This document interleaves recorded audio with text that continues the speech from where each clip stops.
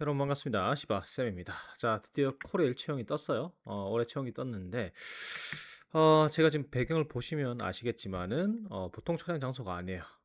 지금 와이프 출산 때문에 산후조리원에 들어가 있는데, 이걸 안 찍을 수가 없잖아요. 코레일입니다. 자, 지금부터 시작해 볼 건데, 공기업 준비를 하실 때 3대 바보가 있는데, 이 첫 번째 바보가 코레일 자소서, 유로 첨삭 및 대피라는 사람. 코레일 자소서는 유로 첨삭하고 대필 필요가 없어요.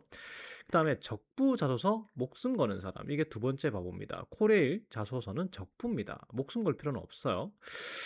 그래서 이제 자기소개서 코레일이 적부기 때문에 많은 시간을 투자하면 안 됩니다. 그 시간에 여러분들이 필기 이제 시험 준비를 하셔야 돼요. 그래서 최대한 짧게 오늘은 코레일 자기소개서 어떻게 적을 수 있는지 안내해 드리도록 하겠습니다. 한 항목당 딱 15분 컷 걸리게 그렇게 만들어 드릴 거예요. 1시간이면 4항목 다 쓰겠죠. 우선 이제 이 영상을 통해서 작성법을 제가 알려드릴 겁니다. 어떻게 쓰시는 게 맞다. 뭐 템플릿 이런 거 이제 알려드리고, 그 다음에 작성 템플릿을 공개해 드릴 거고요. 그걸 보시면서 그냥 끼워 맞춰서 적으시면 돼요. 그리고 코리엘에서 제일 중요한 건 이게 적부기 때문에 자기소개서가 블라인드가 중요해요. 블라인드 위반을 하면 안 되겠죠. 그래서 이런 것들은 AI 도움을 좀 받으시고 글도 조금 AI를 통해서 이제 다듬으시고 그 다음에 최종 완성을 하고 뭐 이런 과정으로 진행을 하시면 돼요. 일단 다시 한번 말씀드리지만 서류 전형, 코레일의 서류 전형은 적부예요. 제출만 하면 됩니다. 블라인드 위반이 아닌 이상 다 합격입니다. 다 합격. 그래서 이 코레일 자소서는 언제 활용이 되느냐 그러면 면접에 활용이 되겠죠. 그렇기 때문에 면접관이 듣고 싶어 하는 내용을 잔뜩 넣어 드리면 됩니다. 어. 이 면접관을 위해 노래하는 이제 소울 같은 거죠. 그래서 면접에 필요한 내용만 딱딱딱 적으시면 돼요. 이거는 뭐 평가 기준에 따라서 이렇게 적는다 이게 없어요. 코레일 자소서는. 면접 때 어떤 얘기를 할 건지를 갖다가 자기소개서에 녹여내서 적으면 되는 거죠. 자, 그리고 이 영상을 보시는 분들이 필기 준비를 하실 건데 제가 이제 올해부터 독끝하고 협업하고 있는 거 알고 계시죠? 그래서 제가 지난번에 코레일 NCS 어떻게 준비하는지 영상을 알려드린 적이 있는데 그거 링크 고정 댓글 아직 안 보신 분이 있을 테니까 고정 댓글에 남겨 드릴 거고요. 그 다음에 제가 또 독끝과 함께 인강 이제 초심자분들 그 다음에 어느 정도 이제 코레일 준비하신 분들 위해서 이 기본 과정과 심화 과정으로 구성된 한 2주 정도 걸리는 인강을 갖다가 만들었습니다. 정말 열심히 찍었거든요. 그래서 필기 준비하실 분들은 조금 참고하시라고 제가 링크 걸어 드리겠습니다. 자, 본론으로 들어가 볼게요. 첫 번째 항목입니다.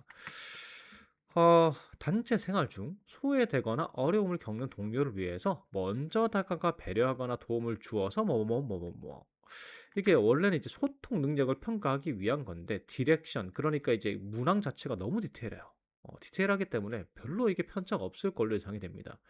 그래서 이게 이제 코레일의 인재상하고 핵심 가치 소통과 신뢰 요거 이제 평가하는 항목인데 여러분들 이걸 딱 어떻게 쓸지 저희가 예측이 돼요. 이렇게 쓰겠죠.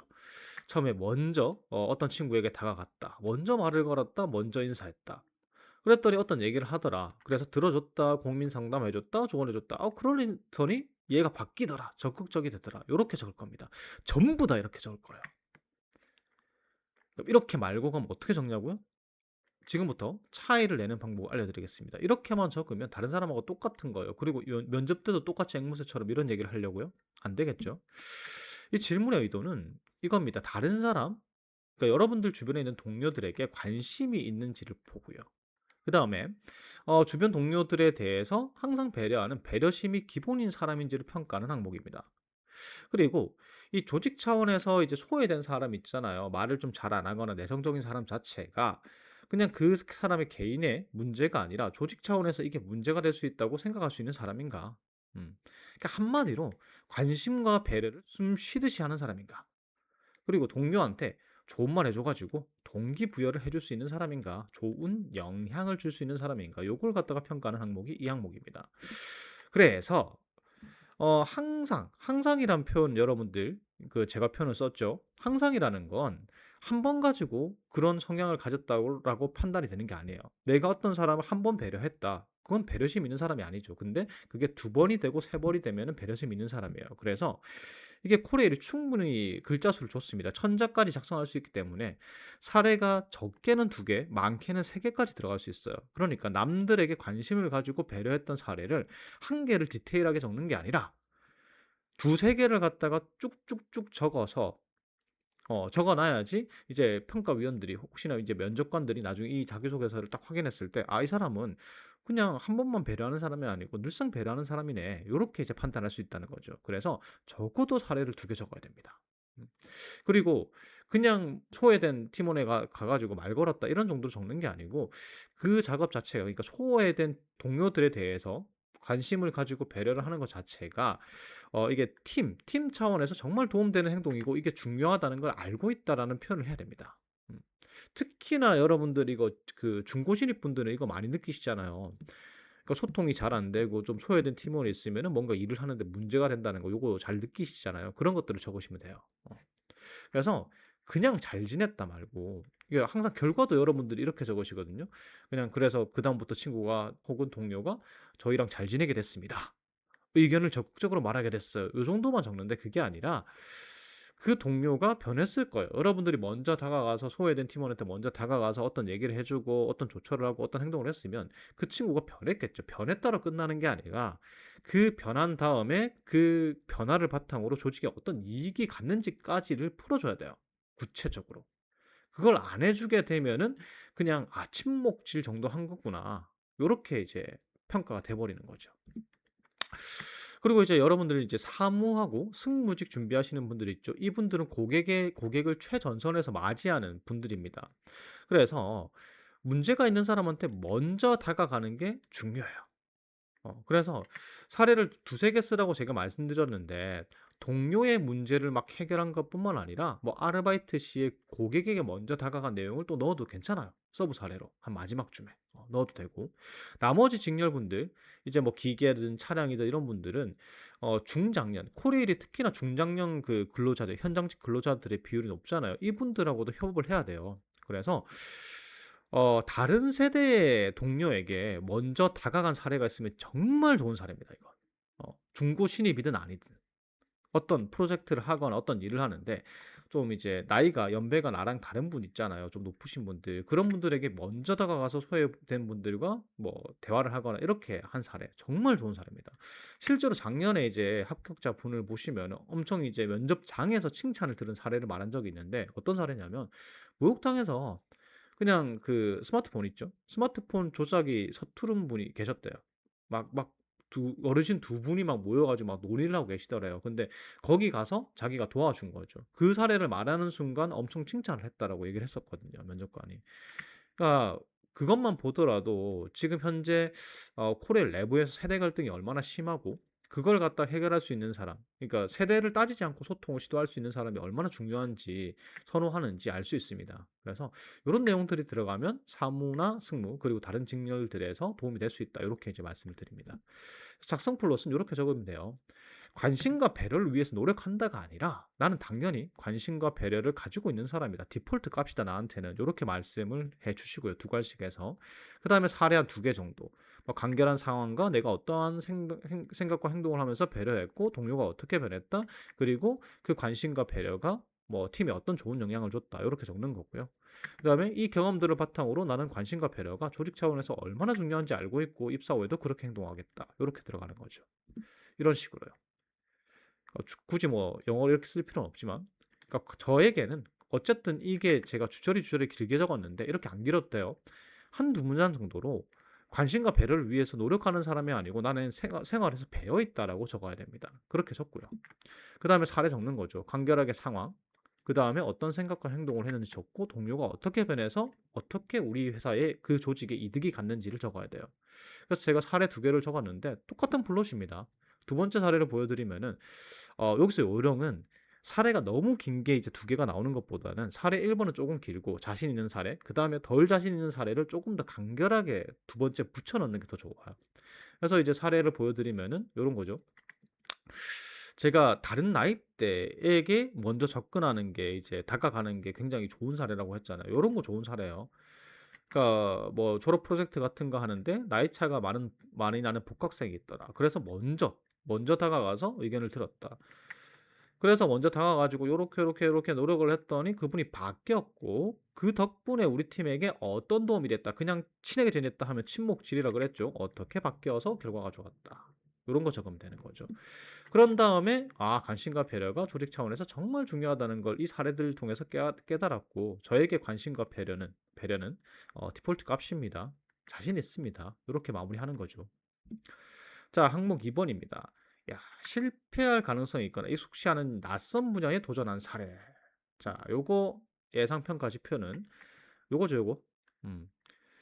이 코레일의 인재상 중에서 미래지향 혁신인이라는 게 있고요. 그다음에 핵심 가치 중에도 혁신이 있습니다. 이거는 뭐 요즘 공공기관들이 다 물어보는 거죠. 어찌나 그렇게 혁신을 좋아하는지. 음. 원래도 공공기관들이나 뭐 회사들에서 말하는 도전이라는 게 자신의 능력보다 더 높은 능력을 요하는 일에 기꺼이 도전하는 걸 의미하는 거고, 혹은 성공의 가능성보다 실패 가능성이 더 높은 일에 기꺼이 도전하는 것을 의미합니다. 근데 이게 면접에서 좋은 평가를 받기 위해서 이 도구로 쓰이려면 이런 사례가, 도전의 사례가 어떤 내용들이 들어가야 되냐면, 첫 번째로 적극적인 문제인식 사례가 들어가야 됩니다. 그러니까 어 그냥 뭐 공모전 나갔다, 뭐 상 받으려고 노력했다, 요런 것보다는 어떤 사례가 중요하면 적극적인 문제인식. 그러니까 누가 시키지 않아도 내가 스스로 어떤 걸 개선하기 위해서 노력했던 사례. 그런 게 들어가면 좋고요. 그다음에 적극적 자기 계발 사례. 자기의 전공 분야가 아니더라도 혹은 자기의 커리어 목표에 필요하다고 생각이 되면은 누가 시키지 않아도 자기 계발한 사례. 요 두 가지가 동시에 들어가면은 굉장히 좋은 사례가 됩니다. 그러니까 동시에가 아니고 각각요, 각각. 그래서 지금 이게 글자 수로 따지면은 두 개의 사례 정도 적을 수 있잖아요. 그러니까 이거 사례 하나, 이거 사례 하나 세트로 구성해서 적으시면 좋습니다. 그래서 바로 작성플로 보여드리면 요렇게 되겠죠. 나는 항목 1 번과 마찬가지로 나는 관심과 배려를 위해 노력하는 사람이 아니라 좋아하는 사람이다, 그냥. 변화와 도전에 도전을 추구하는 사람이다. 음. 그래서 적극적으로 문제 인식을 한 사례가 있고요. 문제 해결의 코스는 요 코스니까 요런 순서로 기술하면 되고, 그다음에 적극적으로 자기 계발한 사례가 요렇게 있습니다. 그러니까 나는 도전과 자기 계발을 멈추지 않습니다. 그런 사람입니다. 입사 후에도 그렇게 하겠습니다. 요렇게 이제 플롯을 가져가서 적는 거죠. 요런 식으로요. 요것도 제가 길게 적었지만 뭐 간결하게 적어도 돼요. 저는 변화와 도전을 추구하는 사람입니다. 저는 변화하는 걸 굉장히 좋아해요. 혹은 저는 자기 계발하는 거 좋아합니다. 저는 항상 도전하는 사람입니다. 이런 맥락의 문장을 한 두 문장 정도 적으라는 얘기죠. 자, 그리고 그다음에 적극적 문제 인식의 사례. 문제 인식의 사례란 뭐냐면 나는 항상 개선할 문제가 보인다라는 거예요. 그러니까 현실이 안좋아하지 않고 요것도 조금 개선하면 되겠는데? 요것도 조금 개선하면 되겠는데? 요런 이제 행동을 한다는 거예요. 그래서 인턴 근무 당시에 그냥 일을 시켰는데 단순히 타이핑 치고 이런 건데 이거 보름 주는데 보름 안 해도 되겠는데? 일 주일이면 끝낼 수 있겠는데? 뭐 매크로 같은 거 쓰면은 요렇게 이제 생각하는 거죠. 그러니까 시킨 대로 그대로 하는 게 아니라 어 시킨 대로 그대로 하는 게 아니라, 아니면 정해진 방법대로 하는 게 아니고 더 나은 방법, 개선하기 위해서 노력하는 태도, 그런 사례를 갖다가 하나 넣어 주시는 거고요. 그다음에 쭉이죠, 쭉. 그래서 이게 사례가 데이터 취합 하는 걸 맡겼는데 인턴 시절에 보름이 주어졌는데 이거 VBA로 해결할 수 있을 것 같았다. 그래서 이제 근무 시간에는 그대로 일을 처리하고 저녁 먹고 퇴근 시간에는 계속해서 연구했다. 그래서 15일 예정이던 걸 6일 만에 완수했다. 그러니까 항상 나는 더 나은 방법을 강구하는 사람이다. 요렇게 이제 적는 거죠. 요런 거 하나. 그다음에 적극적 자기 계발의 사례. 적극적 자기 계발이라는 건 나는 항상 자기 계발을 한다. 어.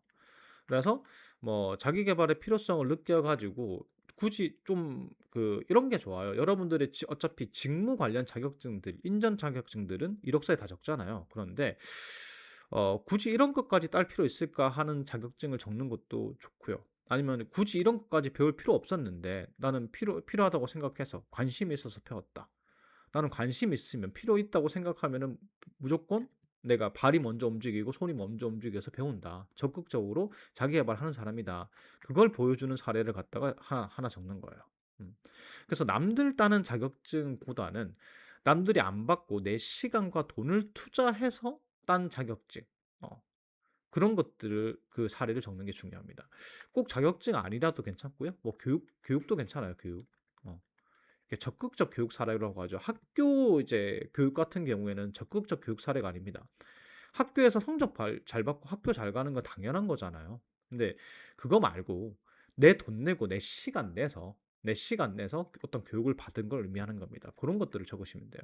그래서 어떤 능력을 얻게 되었다 하면은 이제 그런 것도 어필이 되잖아요. 내가 어떤 능력 가지고 있다. 자기소개서 이력서에 못 적은 것도 적었던 것도 한 번 더 어필할 수 있잖아요.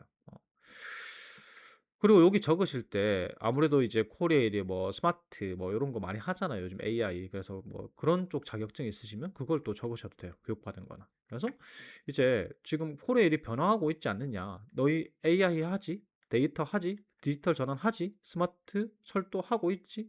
요런 거 변화 많잖아. 그러니까 나는 이런 변화를 즐기고 자기 개발할 수 있고 항상 개선을 생각하는 사람이야. 그러니까 나 뽑아줘. 요런 식으로 마무리하는 겁니다. 자, 항목 3 번입니다. 요즘 공공기관들이 갈수록 이제 중고 신입에게 유리한 항목들로 이제 항목을 구성하는 것 같아요.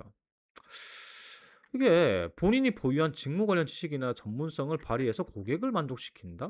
선제적으로 해결한다? 이게 어떻게 신입이 있을 수 있는 사례입니까? 아니 이게 그저께 건보 이제 항목 분석하면서도 느꼈는데 요즘 공공기관들이 대놓고 중고 신입을 뽑으려고 하는 게 아닌가 싶을 정도로 항목을 이렇게 구성을 해요. 이게 작년 하반기부터 이제 이렇게 됐는데 아니 경력자도 아닌 신입이 어떻게 이게 이런 게 있냐고요. 이게 어디에 매칭되는지는 알겠어요. 고객 만족을 위해서 지속적으로 학습하고 노력하는 고객 취향 전문인 요걸 갖다가 이제 매칭하는 항목인데 아니 뭐 신입이 어떻게 이걸 하냐고요. 뭐 토목직이면은 뭐 출근길에 아버지 출근길에 뭐 철도라도 깔아 드려야 됩니까 이게? 뭐 말이 안 되잖아요. 음. 요즘 따라서 자꾸 요런 꼼수로 중고 신입, 신입 채용인데 중고 신입을 선호하는 공기업들이 있습니다. 그러니까 신입인 듯 신입이 아닌 신입 같은 너를 갖다 원하는 거죠 이게. 이게 코레일이 이게 이런 뭐 이해는 가는 게 공기업 중에서도 이직률이 높은 편이잖아요. 그리고 이제 현장 이제 하시는 분들이 이런 얘기 많이 하시거든요. 현장 겪어본 놈들이 안 그만두고 이제 잘 하더라, 잘 다니더라. 워낙 많이 그만두니까 특히나 겨우고지 같은 경우에 그래서 이런 걸 장치를 넣지 않았느냐. 중고 신입이 좀 유리할 수 있도록. 근데 신입 채용의 취지와 맞지 않죠. 음. 어쨌든 이 항목의 평가 지표는 고객 지향 전문인이에요. 그러니까 면접 때도 어차피 시키지 않아도 적극적으로 알아서 하는 사람을 선호하기 때문에 여기서는 그냥 이런 내용만 들어가면 돼요. 시키기 전에 먼저 움직인 사례를 작성하면 됩니다. 그것도 한 번이 아닌 여러 번으로. 글자 수가 전자니까요. 특히나 사무 승무는 고객 경험 중심으로 적는 게 낫겠죠. 그리고 기술 직렬은 예방 정비나 안전사고 예방 중심으로 해서 사례를 적는 게 낫겠죠. 사무나 승무는 약간의 서사가 필요한 게 요런 순서면 좋아요. 고객이나 동료가 이런 요구가 있더라. 어, 혹은 더 좋은 사례는 이런 요구를 할 거라 생각해서 먼저 대응했다. 어, 이해가시죠? 그러니까 요런 게 좋은 사례예요. 특히나 사무나 승무분들은 이제 식당에서 아르바이트를 하잖아요. 정말 일 잘하시는 분들 어떻게 하시는지 아세요? 저 밖에 창문에 있잖아요. 우리 가게 올 것 같은데 애기 막 안고 와요. 그럼 진짜 일 잘하시는 분들은 어떻게 하냐면 미리 그 주차장에서 들어오는 것부터 보고 이 애기 의자를 세팅해 놓습니다. 실제 사례입니다, 이게. 세팅해 놔요. 그리고 그 고객들이 들어오면은 그 자리를 안내합니다. 와, 대단하죠. 그러니까 그게 진짜 고객 서비스죠. 음. 그래서 사전에 고객이 이런 요구를 할 것 같아서 미리 준비했다. 그랬더니 고객이 만족하더라. 그래서 이걸 갖다가 매뉴얼화 하거나 아니면 다른 고객도 그렇게 했다. 그래서 그러다 보니까 내가 고객 응대를 하는 노하우가 점점 커지더라. 그래서 계속해서 그렇게 나를 발전시켜 나갔고 나는 이제 고객 응대에 있어서 스페셜리스트다. 요렇게 적으면 이 항목에서는 완벽한 답변이 됩니다. 사무나 승무는. 그게 아니면 이제 고객을 만족시켰던 사례, 사전 대응했던 사례를 여러 개를 적어야 되는 거죠. 기술직들의 경우에는 예방정비나 안전관리 있잖아요. 그러니까 여러분들 실습하시거나 신입분들은 실습하시거나 이럴 때 안전 관리를 했거나 예방 정비를 했거나 고런 사례를 적어야 됩니다. 사전 대응한 거. 음. 아무래도 이제 코레일 자체가 예방 정비를 통해서 이제 그 열차 지연 건수 감소시키는 게 목표로 하잖아요, 지금. 워낙 노후화된 이제 열차가 많으니까요. 그런 거죠. 시설이 이제 노후화됐는데 예산은 없고 계속 적자는 나고 음. 요금을 올릴 수도 없고.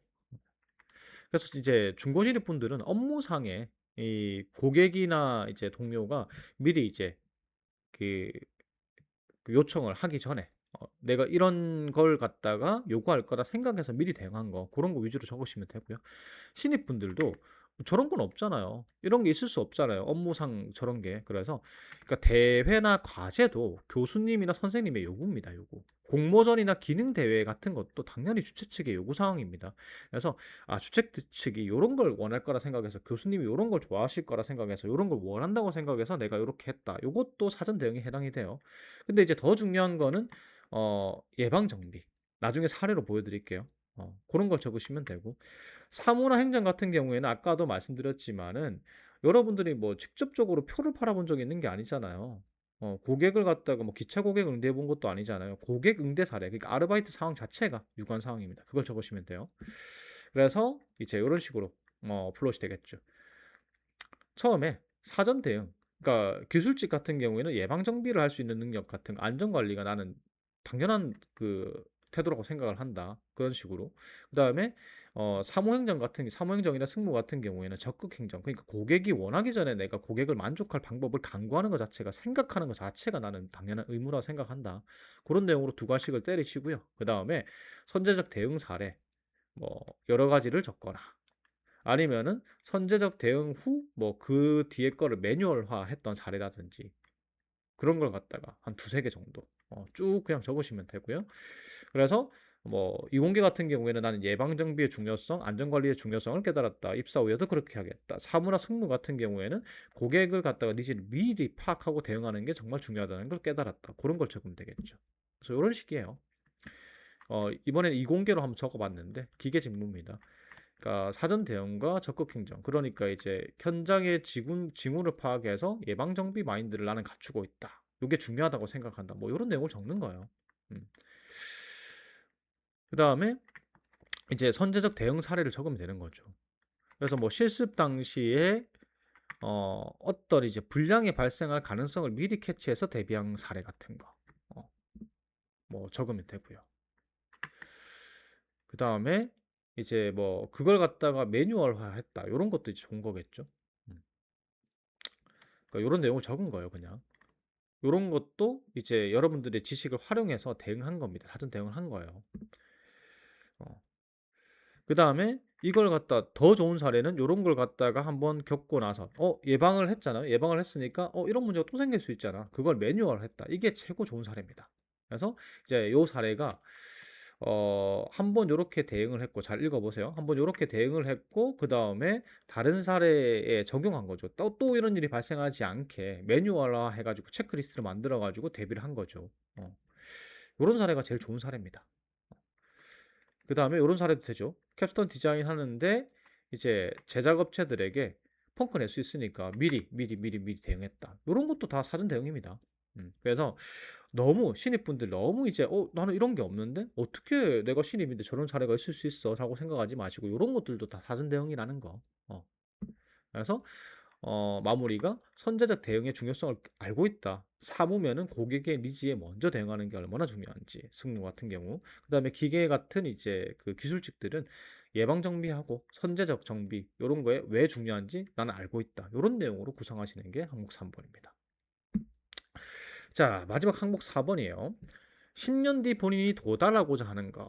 자, 이거는 희소식입니다. 작년 거랑 똑같아요. 그러니까 작년에 이제 하반기죠. 하반기에 4번 항목하고 똑같습니다. 다르던데요? 네, 달라요. 워딩은 달라요. 그러니까 워딩은 다른데 똑같은 평가 지표에 똑같은 내용으로 적어도 상관없어요. 물어보는 게 똑같거든요. 그래서 이 항목의 그 이제 목적은 뭐냐면 이게 지금 10년 뒤 목표를 물어본 거잖아요. 아니 갑자기 왜 10년 뒤 목표? 간단합니다. 이게 코리엘 자체가 공기업치고 연봉이 그렇게 높지 않아요. 그다음에 격오지 근무가 많잖아요. 막 강원도 같은 데 들어가면은 엄청 오래 있어야 되잖아요, 못 옮기고. 그리고 현장 작업도 대단히 많습니다. 보통의 공기업들이 용역사한테 맡기는데 콜의 일은 직접 하잖아요. 그래서 이게 직무에 대한 확신과 회사에 대한 확신이 없으면은 그만두는 겁니다. 실제로도 그런 게 많고요. 그래서 우리 회사에서 이루고 싶은 목표가 있고 그 정도는 갖추고 와야지 안 그만두지 않겠느냐라는 개념에서 생긴 게 이 항목이에요. 그래서 이제 일단 여러분들이 목표 제시를 해야 되잖아요. 10년 뒤 목표. 거창한 목표가 아니라도 괜찮습니다. 여러분들 막 짜내시거든요. 이거 생각한다고 이게 시간이 많이 걸리는데 그렇게 하지 마세요. 그러니까 특정 분야의 전문가 정도면 충분합니다. 어떤 일을 가장 잘하는 사람이 되고 싶다든지 그 정도면 충분하고요. 이게 평가 포인트가 성장 목표가 적절하고 그다음에 구체적인지예요. 그래서 최대한 구체적인 목표를 삼으시고요. 이거 찾는 방법은 조금 이따 알려드릴게요. 그다음에 성장 목표에 따라서 이게 만약에 여러분들이 면접에서 쓰는 게 아니라 서류에서 평가를 한다면은 이 질문의 의도대로 앞으로 어떻게 자기 계발할 건지만 적어야 되는데 이게 면접 때 쓰이잖아요, 결국에는. 그렇기 때문에 그간 해왔던 노력들도 조금은 적어 두시는 게 좋습니다. 그래야지 면접 때 평가가 돼. 그 부분이 어필이 되겠죠. 그다음에 앞으로 성장 계획이 무엇이고 이제 그 계획대로 성장하면은 코리엘에는 어떻게 도움이 되는지 요거까지 적으셔야 돼요. 디테일한 이제 성장 계획도 적어야 되겠지만.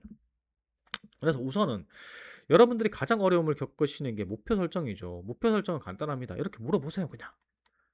챗GPT한테. 한국철도공사의 차량 기계 직무는 입사 후 5년 뒤, 10년 뒤에 어떤 전문가로 성장할 수 있어? 라고 적습니다. 뭐 못 믿겠으면 직무 기술서도 던져주세요. 던져주면 돼요. 던져주고. 그러면은 이제 어떤 전문가가 될 수 있는지를 갖다가 쭉 이제 막 나열을 해줍니다. 그 중에서 마음에 드는 거 고르세요. 어. 어떤 전문가로 성장할 수 있는지 10개 만들어줘. 라고 하면은 디테일하게, 엄청 디테일하게 10개를 만들어줘요. 그 중에서 하나 고르세요. 여러분들의 마음에 드는 걸. 그리고 지금부터 목표를 삼으시면 돼요. 어. 자, 그렇게 한 다음에, 그러면 그 전문가로 성장하기 위해서 왜 코레일인가? 왜 코레일에서 근무해야 되는가? 이걸 적으면 좋겠죠. 이 질문의 의도와 딱 맞아떨어지잖아요. 그렇기 때문에 이걸 알아봅니다. 그러면 또 기가 막히게 답변해줘요. 이것도 이제 세이브 해두시고 그 다음에 그러면 이 전문가로 성장하려면 어떤 거 역량 향상시켜야 되느냐? 자격증도 있을 거고 교육도 있잖아. 특히나 사내 교육 같은 거 없어? 유관기관 교육 같은 거 없어? 그거 다 말해줘. 하면 쭉 말해줍니다. 정말 디테일하게 얘기해줘요. 요즘 AI 정말 친절합니다. 요걸 딱 정확하게 이제 정리를 다 해놓은 다음에 이런 식으로 적으면 돼요. 첫 번째, 저의 성장의 목표와 비전은 요겁니다. 성장 목표는 어떤 계기에서 세웠고요. 뭐 요거는 빠져도 돼요. 성장 목표를 달성하는데 정말 코레일이 유리하기 때문에 저는 코레일 정말 들어오고 싶어요. 그래서 그간 이런 노력을 했고요. 앞으로는 이런 노력을 할 거예요. 그래서 성장한 다음에 기여하겠죠. 이런 걸로요. 이런 식으로요. 명확하게 저의 비전과 목표는 어떤 전문가로 성장하는 겁니다. 그리고 한 번 더 풀어서 좀 좋아요. 아름답지 않습니까? 어. 이게 너무 추상적이거든요. 그러니까 철도 차량의 기술 및 운영 개선 전문가로 성장하는 겁니다. 라고만 적으면 이게 또 뜬구름 잡는 소리 하네 이렇게 할 수 있어요. 근데 이걸 한 번 더 풀었으면요. 한 번 더 풀었으면 정말 하고 싶은 게 있나 보네. 이렇게 이제 생각할 수 있는 거죠. 요것도 모르겠으면 챗GPT한테 물어보면 돼요. 요거 네가 전문가라고 했잖아. 요걸 이제 조금 더 풀어서 설명해 줄래? 하면은 이제 말해주겠죠. 그것 그대로 갖다 붙여 넣으면 됩니다. 자, 그 다음에 목표 설정의 계기. 요건 빠져도 된다고 했어요. 근데 이제 여러분들이 이 일을 하고 싶었던 계기가 만약에 있다면은 그거와 연결시켜 가지고 자기의 목표까지 연결시켜서 이런 식으로 넣어주면 좋아요. 이게 천자잖아요. 천자 동안의 계획만 주장창 적으면은 채울 게 없어요. 채울 게 없어요. 최소 700자잖아요, 이게. 그래서 이런 거 이제 어느 부분 정도 넣어주는 거고요. 자, 그 다음에 이제 어, 내가 성장 목표가 저거기 때문에 한국철도공사에 꼭 들어가고 싶습니다라는 내용을 여기 적어 놓는 겁니다. 나중에 이걸 갖다 지원 동기로 활용하셔도 돼요, 면접 때.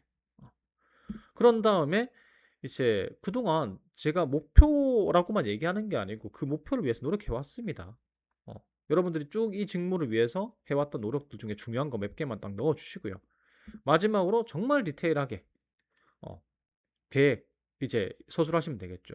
그러니까 제가 다른 내용들을 길게 적었는데 이 내용에 쓸 게 많다면은 정말 디테일한 계획을 적고 싶다면 다른 내용을 줄여도 돼요. 5번 내용이 가장 중요합니다.